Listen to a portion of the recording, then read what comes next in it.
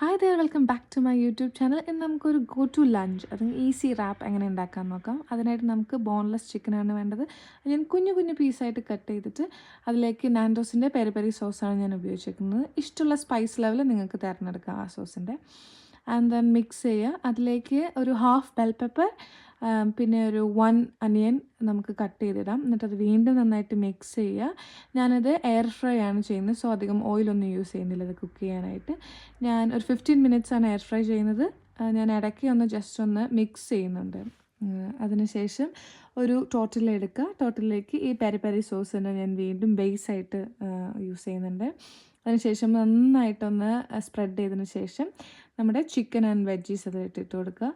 ഞാൻ കുറച്ച് mild peri peri മായോ സോസും കൂടി ഒഴിക്കുന്നുണ്ട്. ദെൻ ഒരു ബുറീറ്റോ പോലെ നന്നായിട്ട് നിങ്ങൾക്ക് ഇഷ്ടമുള്ള റാപ്പ് ചെയ്ത് എടുക്കുക. And here we go, that's it.